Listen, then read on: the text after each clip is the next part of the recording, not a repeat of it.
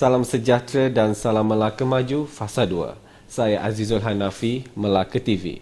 Perasmian makmal tanaman jagung satu Malaysia di Kampung Tasik, Sungai Rambai telah berjaya dilangsungkan di mana jagung satu Malaysia akan menjadi komoditi utama negeri ini apabila kerajaan negeri melaksanakan penanaman berskala besar bagi menghasilkan pengeluaran sebanyak 3,900 metrik tan setahun.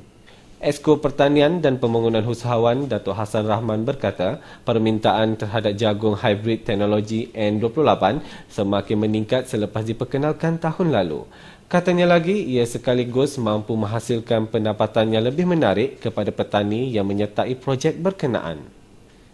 Terima kasih kepada semua pihak yang telah menjayakan program kita pagi ini. Dan pada pagi ini merupakan majlis pelancaran makmal tanaman jagung Melaka yang berkeluasan 10 ekar. Makmal ini ditubuhkan antara lain tujuan untuk kita mencari benih yang baik, spesies yang baik, varieti yang baik untuk jagung kita di Melaka.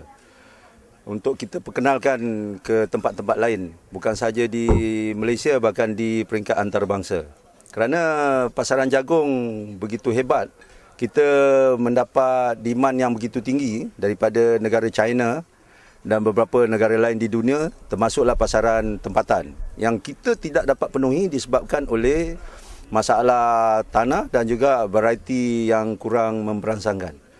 Tambah Hassan, makmal tersebut diwujudkan bertujuan bagi menjalankan kajian mencari benih baru lebih berkualiti yang dapat menghasilkan jagung matang dalam tempoh 2 bulan semusim berbanding 3 bulan ketika ini. Katanya makmal tersebut berjaya direalisasikan atas inisiatif bersama syarikat CSR 1 Malaysia bersama Jabatan Pertanian Malaysia MARDI serta beberapa agensi berkaitan yang melihat potensi besar jagung 1 Malaysia.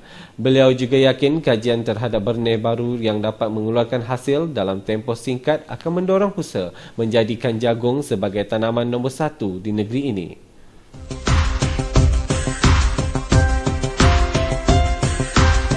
Majlis Perutusan Naib Chancellor UTM 2014 diadakan adalah bertujuan memastikan universiti tersebut perlu lebih proaktif untuk berdepan semua cabaran supaya dapat ditangani sesuai dengan agenda pendidikannya sebagai universiti teknikal tersohor negara.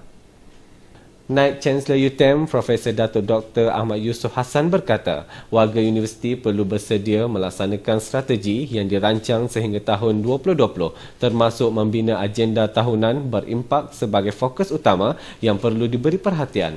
Ahmad Yusof memberitahu UTM telah menjalani fasa penubuhan, fasa kematangan dan kini dalam proses perubahan untuk meningkatkan kualiti dan penyelidikan ke tahap lebih berkesan dalam dunia keilmuan. Kita lihat semua warga dijemput untuk hadir dan di sini memberikan fokus agenda utama yang perlu dijuruskan. Dan setiap tahun kita ada tema.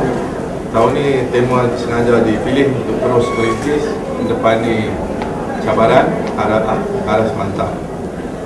Terus merintis ni kita tagline kita selalu kata kita nak merintis. Kita nak ke hadapan dan terus mencuba perkara yang mendatangkan pulangan yang besar dan kehebatan kita nak buat dulu. Lepas tu kita nak jadi pemimpin, jadi yang ke depan dalam persaingan. Tapi ini bukan satu ajakan yang kuat dan juga saya dalam majlis ini menjelaskan semua cabaran-cabaran. Ahmad Yusof berkata demikian pada Majlis Perutusan Naib Chancellor UTM 2014 di Dewan Besar UTM di kampus induknya. Selain itu, katanya lagi UTM akan ditingkatkan sebagai universiti yang membekalkan tenaga pakar dalam bidang teknikal berorientasikan kemahiran dan menepati kehendak perancangan nasional secara keseluruhannya.